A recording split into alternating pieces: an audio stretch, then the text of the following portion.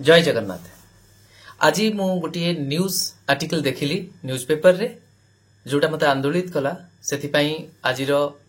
मोर ये उपस्थापना जे वर्तमान आम राज्यर जो विधायक माने अछंती सेमानंकर दरमा कहि पारंती बा भत्ता राशि वृद्धि करा जाई 2,50,000 बा तदुर्ध करिवार गोटे प्रस्ताव रही आ जहाँ शुणा जाउछि से प्रस्ताव रे तुरंत कैबिनेट रो मोहर बाजी सारिछि बोली जहाँ खबर आसुछि। जदि सेटा सत होइथाए मु सेतिरे आपत्ति उठेबी नाही, काहेकि ना जने सचोट विधायक जदि सेई राशि रे कंफर्टेबली सेमानकर परिवार प्रतिपोषण करबा सहित दैनंदिन रो कार्यपंथा सुचारू रूपे बा जहाँ भी एक्सपेंसेस सेमानकर रहिछि ताकू उठेई परिबे ताहाले सेथिरे मोर कोनोसी भी आपत्ति नाही। कारण जदि सचोटतार सहित जड़े व्यक्ति निजको परिचालित करे निहाती भावे जनप्रतिनिधि माननकु से अमाउंट दिया जिबा किछि अजुक्तिकर नुहे, किंतु से निष्पत्ति नबारे जो तत्परता देखा देइछि सेही तत्परता अनेक एई भली कर्मचारी माने अछंती विभिन्न विभाग रे सेमानंकर नियमित करिबा हो बा सेमानंकर कैडर को रिस्ट्रक्चरिंग करिबा हो ता सहित तांको दरमा को एक जुक्तियुक्त मूल्य रे पहुंचेबा कथा हो से निष्पत्ति रे जदि तत्परता देखा जाउनी निहाती भावरे यह चिंताजनक। उदाहरण स्वरूप आपण देखि परिबे आम राज्यर प्राथमिक शिक्षक आम राज्यर कनिष्ठ प्राथमिक शिक्षक नियुक्ति ए किछि मास तळे होइछि, किंतु आपण सुनिले आश्चर्य हेबे जे तांकर एबे दरमा 11,000 आ सेटा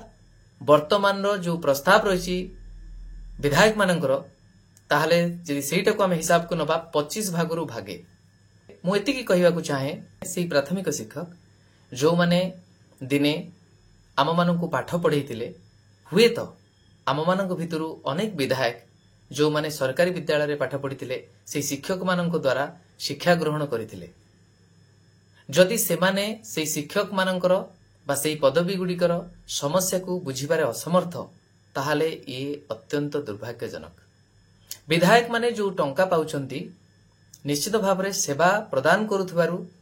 तांकु ये टंका दिया जाउछि। जो माने आम सेवारे अछंती से माने जदि आमर समस्या बुझी पारु नांती जो मानक पाखरु दिने से माने सेवा पाइथिले बाल्य अवस्था रे ताहाले ये अत्यंत गंभीर विषय। मु एक कथा एथि पई कहली जो दिन नियुक्ति पत्र बंटा जाउथला कलिंग स्टेडियम रे से पिला माने अत्यंत निर्भय विनम्रतार सहित स्वर उठाई कहिबा को चाहिथिले सेमानकर जहाँ भी दाबी रही। मु आशा करिबी आजिर एभली एक मनज्ञ परिवेश रे एवं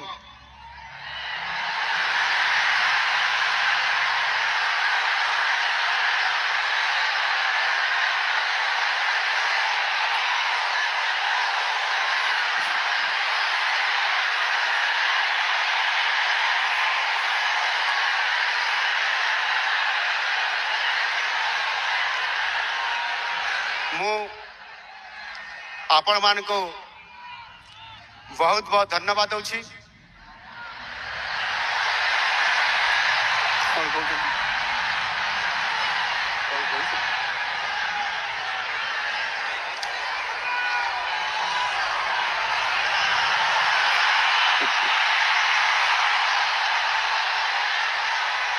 मु आपण मान को समस्त को खुशी व्यक्त करुछि जे आपण माने समस्ते आज बहुत बड़ा गुरु दायित्व नहीं कि निजर कर्म जीवन रे आज ठारू आपण माने अवतीर्ण होवा पई जाउछंती। मान्यवर मुख्यमंत्री मध्य पचारि बुझिबाकू चेष्टा करथिले पिला माने कोन कहउचंती, हुए तो तांकू जणाई दिया गला नाही बा से जानिबाकू आउ परे इच्छा प्रकाश करि नांती, सेथि पई से ए निष्पत्ति एजाबत नहीं पारि नांती। कारण गोटे सरकार जेतेबेले निष्पत्ति नउछंती ठिका नियुक्ति प्रथा को बंद करिबा पई आ सेतेबेले एई कनिष्ठ शिक्षक नियुक्ति को स्कीमाटिक करी चंचकता करागला परे सेतेबेलर विरोधी दल जेतेबेले सेटा को विरोध करी सेमानकु भी रेगुलराइज करा जाऊ बोली स्वर उठांती ଆଉ ସେଇ ବିରୋଧୀ ଦଳ ଯେତେବେଳେ ସତ୍ତାକୁ ଚାଲି ଆସନ୍ତି ତା ଉପରେ ଯେତେବେଳେ ନୀରବ ରୁହନ୍ତି, ସେ ନିଷ୍ପତ୍ତିକୁ ଯେତେବେଳେ ଏଡେଇ ଦିଅନ୍ତି ଆଉ ନିଜ ବିଧାୟକ ମାନଙ୍କର ଦରମା ବୃଦ୍ଧି ନିଷ୍ପତ୍ତିକୁ ସଙ୍ଗେ ସଙ୍ଗେ ରକେଟ ବେଗରେ ଆପ୍ରୁଭାଲ ଦିଅନ୍ତି, ସେତେବେଳେ ନିଶ୍ଚିତ ଭାବରେ ଏହା ଜନମାନସକୁ ବିଶେଷ କରି ଦୂରଦୃଷ୍ଟି ସମ୍ପନ୍ନ ସାମାଜିକ ବୋଧ ରଖୁଥିବା ବ୍ୟକ୍ତିବିଶେଷକୁ ବ୍ୟତୀତ କରିବ ନିଶ୍ଚିନ୍ତ। ତେଣୁ ମୁଁ ଅନୁରୋଧ କରିବି ଏବେର ସରକାରଙ୍କୁ, ବିଶେଷ କରି ମାନ୍ୟବର ମୁଖ୍ୟମନ୍ତ୍ରୀଙ୍କୁ, ଏହି ଯେଉଁ ସୁନ୍ଦର ନିଷ୍ପତ୍ତି ସେ ନେଇଛନ୍ତି ମାନ୍ୟବର ବିଧାୟକ ମାନଙ୍କର ଦରମା ବୃଦ୍ଧିକୁ ନିଶ୍ଚିତ ଭାବରେ ଦରମା ବୃଦ୍ଧି କରାଯାଉ, କିନ୍ତୁ ଏକାଉଣ୍ଟେବିଲିଟି ଫିକ୍ସ କରାଯାଉ। କୌଣସି ବି ବିଧାୟକ ହୁଅନ୍ତୁ, କେହି ବି ସରକାରୀ କର୍ମଚାରୀ ହୁଅନ୍ତୁ, ଯୋଉଠି ଦୁର୍ନୀତିରେ ସଂଶ୍ଳିଷ୍ଟ ଅଛନ୍ତି ସେମାନଙ୍କ ଉପରେ ଦୃଢ଼ କାର୍ଯ୍ୟାନୁଷ୍ଠାନ ଗ୍ରହଣ କରାଯାଉ। ଠିକ୍ ସେଇଭଳି ଭାବରେ ତୁରନ୍ତ ସେଇ ନିଷ୍ପତ୍ତି ସହିତ ଏ ନିଷ୍ପତ୍ତିକୁ ଯୋଡ଼ି ଏଇ ଯୋଉ ଠିକା ପ୍ରଥା ରହିଛି ପ୍ରାଥମିକ ଶିକ୍ଷକ ନିଯୁକ୍ତିରେ ତାକୁ ଉଚ୍ଛେଦ କରାଯାଉ। କାହିଁକି ନା ସେଟାକୁ ସ୍କିମାଟିକ ନାମକୁ ମାତ୍ର କୁହାଯାଉଛି, ଯୋଜନା ଭିତ୍ତିକ, କିନ୍ତୁ ଏହା ସେଇଭଳି କଣ୍ଡିସନକୁ ରଖି ଚାଲିଛି ଯାହା ଫଳରେ ସେମାନେ ବେଶ କିଛି ବର୍ଷ ଚାକିରି କଲା ପରେ ଯାଇ ନିୟମିତ ହେବେ ଆଉ ସେଇଭଳି କିଛି ଦରମା ପାଇବେ ଯାହା ଫଳରେ ସେମାନେ କମ୍ଫର୍ଟେବଲି ନିଜ ପରିବାର ପ୍ରତିପୋଷଣ କରି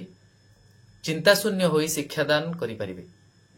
ମୁଁ ଆଶା କରିବି ଆପଣ ଏଇ ଦୁଇଟି ନିଷ୍ପତ୍ତି ଏକା ସାଙ୍ଗରେ ନିଅନ୍ତୁ ଆଉ ନିଜେ ବିଧାୟକ ହିସାବରେ ସନ୍ତୁଷ୍ଟ ରହିବା ସହିତ ପ୍ରାଥମିକ ଶିକ୍ଷା ବ୍ୟବସ୍ଥାକୁ ସୁଦୃଢ଼ କରିବା ପାଇଁ, ସେଥିରେ ଯେଉଁମାନେ ନବନିଯୁକ୍ତ କନିଷ୍ଠ ଶିକ୍ଷକମାନେ ଅଛନ୍ତି ତାଙ୍କ ମନୋବଳକୁ ବୃଦ୍ଧି କରିବା ପାଇଁ, ତାଙ୍କୁ ଚିନ୍ତାଶୂନ୍ୟ କରିବା ପାଇଁ ଏ ପଦକ୍ଷେପ ଖୁବ୍ ଶୀଘ୍ର ନିଅନ୍ତୁ, ଯାହାଫଳରେ ସମସ୍ତେ ଆପଣଙ୍କ ପାଖରେ ଚିର କୃତଜ୍ଞ ରହିବେ। ଏହା ଫଳରେ ପରସ୍ପର ପ୍ରତି ଏକ ଆସ୍ଥା ଓ ବିଶ୍ୱାସ ଆଉ ଏ ସରକାର ପ୍ରତି ଭରସା ଜନ୍ମିବାରେ ଏହା ସହାୟକ ହେବ। ରହୁଛି, ନମସ୍କାର, ଜୟ ଜଗନ୍ନାଥ।